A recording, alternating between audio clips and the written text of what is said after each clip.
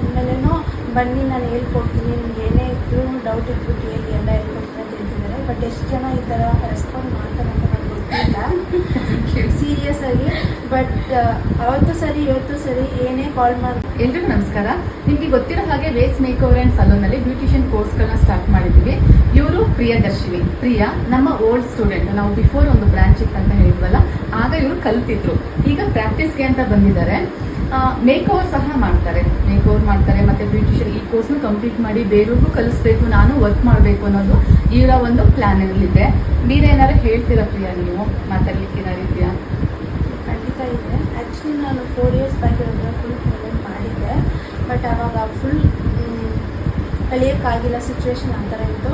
But after 4 years ಆದಮೇಲೆನೂ ಬನ್ನಿ ನಾನು ಹೇಳ್ಕೊಡ್ತೀನಿ, ನಿಮ್ಗೆ ಏನೇ ಇದ್ರೂ ಡೌಟ್ ಇದ್ರೂ ಕೇಳಿ ಎಲ್ಲ ಹೇಳ್ಕೊಡ್ತೀನಿ ಅಂತ ಹೇಳ್ತಿದ್ದಾರೆ. ಬಟ್ ಎಷ್ಟು ಜನ ಈ ಥರ ರೆಸ್ಪಾಂಡ್ ಮಾಡ್ತಾರೆ ಅಂತ ನನಗೆ ಗೊತ್ತಿಲ್ಲ ಸೀರಿಯಸ್ ಆಗಿ. ಬಟ್ ಅವತ್ತು ಸರಿ ಇವತ್ತು ಸರಿ ಏನೇ ಕಾಲ್ ಮಾಡಿದ್ರೂ ಆನ್ ಸ್ಪಾಟ್ ಇವರು ವಾಟ್ಸಪ್ಪಲ್ಲಿ ಮೆಸೇಜ್ ಮಾಡ್ತಾರೆ, ಕಾಲ್ ಮಾಡ್ತಾರೆ. ಸೊ ನನಗೆ ತುಂಬ ಇಷ್ಟ ಆಯಿತು. ಸೊ ಅದಕ್ಕೆ ಮತ್ತೆ ಇವರಂತ ಬಂದು ನಾನು ಕಲಿಯಕ್ಕೆ ಬಂದಿದ್ದೆ.